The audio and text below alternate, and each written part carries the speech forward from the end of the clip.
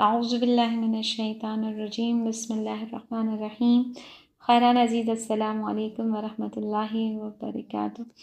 ایام فاطمیہ کا آغاز ہو چکا ہے۔ 13 جمادی الاول سے لے کر 3 جمادی الثانی تک کے ایام کو ایام فاطمیہ کے نام سے جانا جاتا ہے، اور اسی مناسبت سے جگہ جگہ مجالسیں برپا ہو رہی ہیں، سیمینارز منعقد کیے جا رہے ہیں، جس میں اس عظیم ہستی کو خراج عقیدت پیش کیا جا رہا ہے، ان کی کرامات اور معجزوں کا ذکر ہو رہا ہے۔ ہر سال لاکھوں محفلیں، بے شمار تقریبات بی بی کی ولادت اور شہادت کے حوالے سے منعقد کی جاتی ہیں۔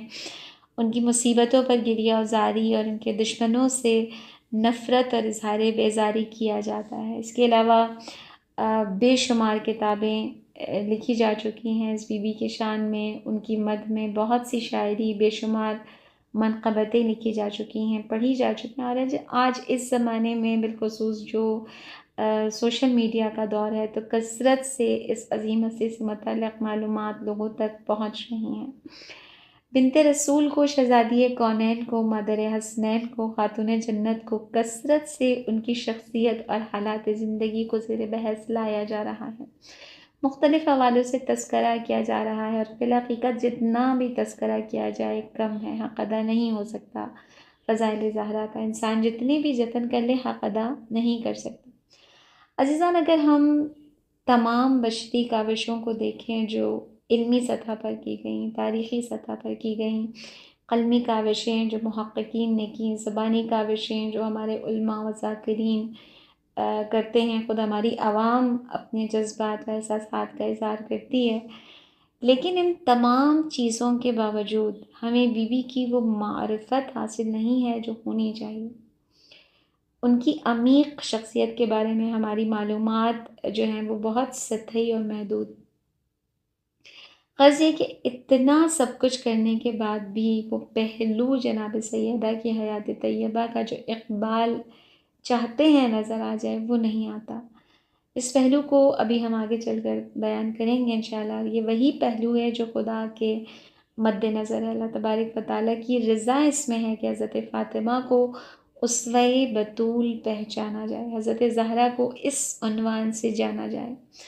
اب ہمارے ساتھ مسئلہ کیا ہے ہم لوگوں کے ساتھ، کہ ہم تمام معصومین کے بارے میں عقیدت رکھتے ہیں اور بہت زیادہ عقیدت رکھتے ہیں، لیکن ساری عقیدت کے اندر حقیقت غائب ہے، اسوائیت غائب ہے۔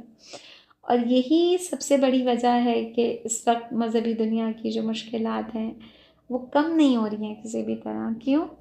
کیونکہ ہدایت کے وہ نمونے جو پروردگار عالم نے مقرر فرمائے تھے، ہدایت کے ان نمونوں کو اسوہ نہیں سمجھا گیا، ان کی اسوائیت کا پہلو پڑھا نہیں ہم نے، ان کو اپنی زندگی میں اسوہ نہیں بنایا، مانا ہی نہیں ہم نے، جبکہ بشر قابل تربیت و محتاج تربیت ہے، اس لیے اس کو اسوہ کی ضرورت ہے۔